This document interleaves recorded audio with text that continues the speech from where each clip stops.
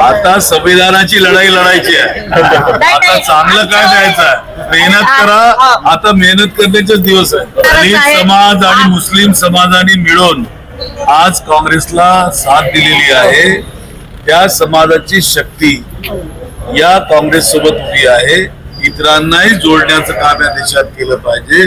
बाबासाहेबांनी या देशाला संविधान दिलं ते एका कोणत्या जातीसाठी किंवा धर्मासाठी नाही दिलं, सर्वांसाठी दिलं. आणि जेव्हा संविधानाची तोडफोड होते ते इतर समाज गप्प काय? कुठं गेले आपले अण्णा हजारे?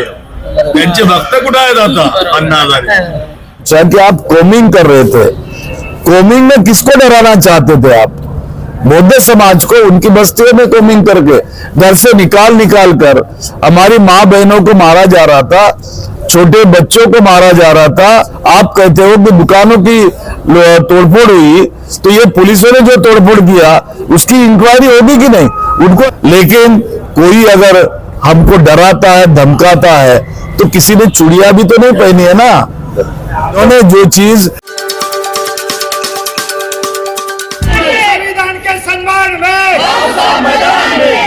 परभनी जाके आए तो वहाँ का जो कलेक्टर से आपने डिमांड की वहाँ पे? देखिए, परभनी की जो घटना है वह अत्यंत निंदनीय ऐसी घटना है, चिंताजनक भी है. सच देखा जाए तो हिंदू विराट मोर्चा जो निकला वो मोर्चा ही किस लिए निकाला गया, ये पहला प्रश्न है. जब ये कहा जा रहा है कि बांग्लादेश के हिंदू अल्पसंख्यक के लिए हम यह निदर्शन कर रहे हैं उनके सरकार का, तो मैंने ये जानने की कोशिश की कि हमारे संभाजी नगर के पैठन में गन्ना तोड़ने वाले जो मातंग समाज के लोग थे उनको मारा गया, उसके बारे में क्यों नहीं मोर्चा निकला? क्यों? क्या वे हिंदू नहीं थे क्या? दलित है इसलिए नहीं निकाला गया? मणिपुर जला, मणिपुर में हिंसा हुई, उसके बारे में कोई मोर्चा नहीं निकला है. हमारा अल्पसंख्यक की आप बात करते, हिंदू अल्पसंख्यक की, उसमें बौद्ध गिनते हो आप, सिख गिनते, जैन गिनते हैं. दिल्ली के किनारे पंजाब से और हरियाणा से सिख समाज और हिंदू समाज के जो किसान हैं वे आंदोलन कर रहे, आप दमन नीति अपना रहे उनके लिए, उसके बारे में मोर्चा नहीं निकलता. तो ये मोर्चा निकला किस लिए है? और जब इस देश के अंदर जिस व्यक्ति ने इस देश को लोकतंत्र दिया, इस देश का संविधान दिया, उसला उनका पुतला अगर सुरक्षित नहीं है तो हम दलित समाज कहां से सुरक्षित रहेंगे? ये भी मेरा प्रश्न था. सवाल इस बात का है कि मोर्चा आपने निकाला, मोर्चे में आपने भाषण दिए, छत्रपति शिवाजी महाराज के पुतले के पास मोर्चे का समापन हुआ, वहां से 300 मीटर पर परम पूज्य डॉक्टर बाबा साहब आम्बेडकर जी का पुतला है, और वहां से एक आदमी जाता है, पथराव करता है उस पे, और जो प्रतिकृति होती है संविधान की उसको तोड़ा जाता है. तो उसको चेतावनी दिया किसने? उस मोर्चे में जो भाषण हुए हैं उस भाषणों की तहकीकात की गई क्या? उसकी रिकॉर्डिंग की गई क्या? उन पर कोई गुनाह लगाया गया क्या? फिर आप जिसने पथराव किया, जिसने प्रतिकृति तोड़ी, उसको आपने मेंटली वो डिस्टर्ब है, माथे फिर हुए, ऐसी उसकी मानसिकता खराब है, ऐसा आपने बताया. तो जब भी बाबा साहब का पुतला तोड़ा जाता है, कुछ घटना घटती, तो हर किसी को आप ऐसे ही बताते हो, तो उसकी पार्श्वभूमि क्या है जरा बताइए तो हमको, या किसके कहने पे वो आया, मास्टरमाइंड कौन है उसके पीछे का, इसकी जानकारी आपके पास है क्या? नहीं हुई होगी तो उसकी जानकारी लेनी चाहिए.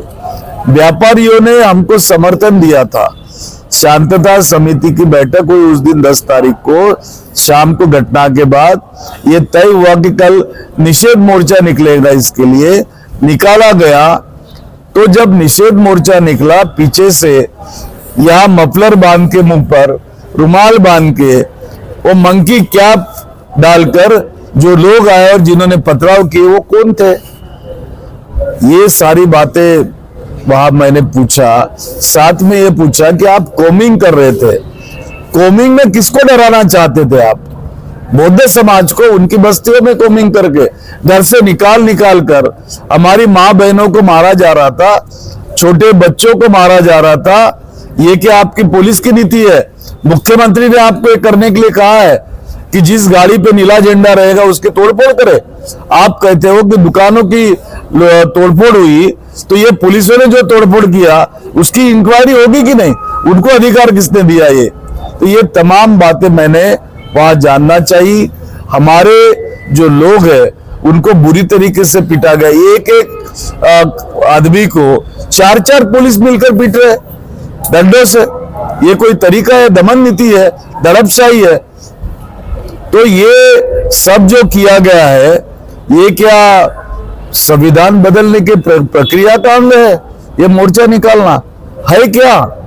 तो इसकी तहकीकात होनी चाहिए, उसकी उच्च स्तरीय जांच होनी चाहिए और हमें पता लगना चाहिए कि इसके पीछे किसका हाथ है। अम्बेडकर जनता को आपका क्या मैसेज है? मैं तो, हमारी जनता, अम्बेडकरी जनता भोली भाली है, बौद्ध समाज को मानती है। बौद्ध समाज में हर काम शांति से किया जाता है, संयम से किया जाता है। लेकिन कोई अगर हमको डराता है, धमकाता है, तो किसी ने चूड़ियां भी तो नहीं पहनी है ना। तो घटना तो भावनिक होती है, भावनाओं का उद्रेक होता है। इन्होंने जो चीज भीमा कोरेगांव के वक्त किया वही चीज को यहाँ दोहराया है। तो ये इस सरकार की नीति है। यह सरकार क्रूर कर्मा सरकार है, उसका हम निषेध करते हैं। कांग्रेस की क्या भूमिका रहेगी इसके आगे?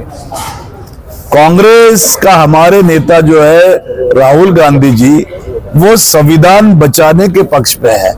संविधान की सुरक्षा का 2024 के लोकसभा चुनाव में हमारी पार्टी ने गारंटी दी थी, और जब संविधान की प्रतिकृति ही तोड़ी जाती है तो हमारा फर्ज है हमारे नेता के साथ खड़ा होना, और हम खड़े हैं। संविधान के सम्मान में, संविधान के सम्मान में डॉक्टर बाबासाहेब आंबेडकरांचा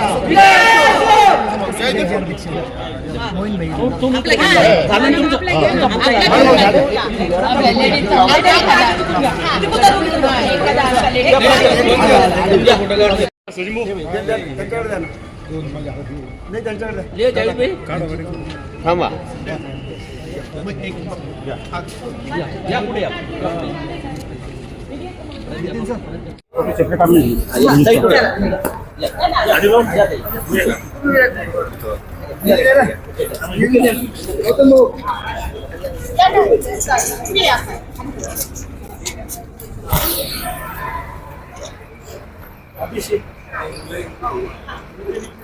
Right.